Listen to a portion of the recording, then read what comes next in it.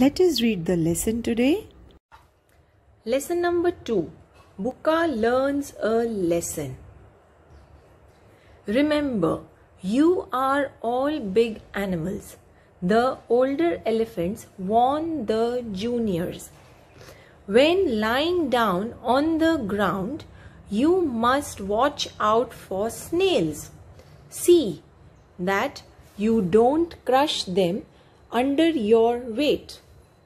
It is the snail that tells you when flood water enters the forest.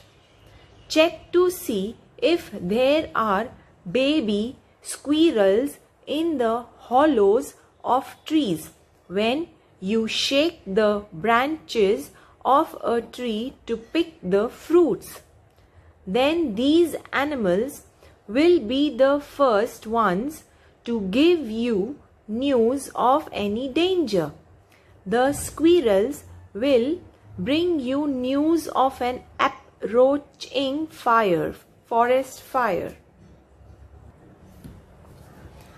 The older elephants do not only teach the young elephants how to live in harmony with others, but also teach them how to live in harmony among their own kind. When you get news of good food, the elders tell the juniors you must not eat alone. You must send a message to others, and if any member of the herd faces danger, everyone must rush to help. You should always remember, however big you are, you might face danger if you are alone. The young elephants listen to the elders with rapt attention. Only Buka does not like to listen to all this. Buka knows that one day he will become the leader of the herd. He will become huge and have those big tusks. Everyone in the jungle will be afraid of him. So Buka doesn't bother to make friends with those small creatures at all. Am I a fool that I will share any good food that I find? Thinks Buka. In fact, I should be eating all that good food, shouldn't I? I have to grow up quickly. After all, I have to become the leader one day. So, Buka breaks off flowers and also branches with nests. He crushes snails underfoot. He squirts water into rabbit holes with his trunk. All the animals are tired of his mischief. One day they complain to the leader of the elephant herd. Please do something, they tell the leader.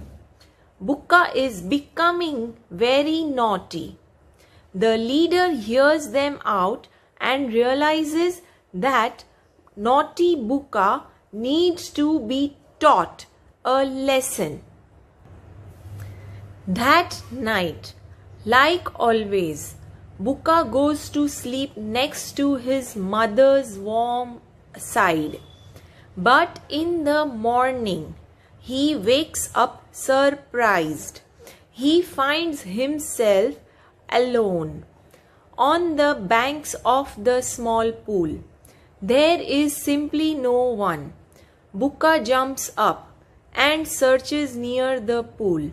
No, there is no sign of the elephant herd. He lifts his trunk to catch the smells floating in the breeze. No luck there. Bukka feels frightened. He starts crying.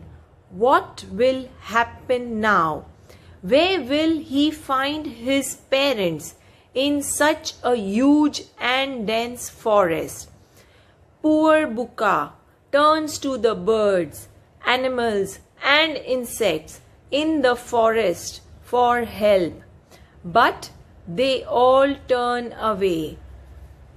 The squirrel says, "Have you forgotten how you shook the branches and made us fall?" The rabbit mother says, "Don't you remember how you poured water down our hole?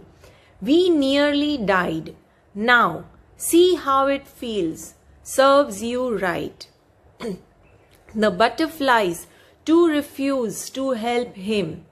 Bukka starts crying, and then he falls asleep, crying beside the pool. Next day, when he wakes up, he finds himself sleeping right in the middle of his herd, next to his mother's warm belly. Was that a dream? Thinks Bukka to himself. After that day, no one complains about Bukka ever again. We have completed reading of this lesson, but children, do not forget to practice reading every day.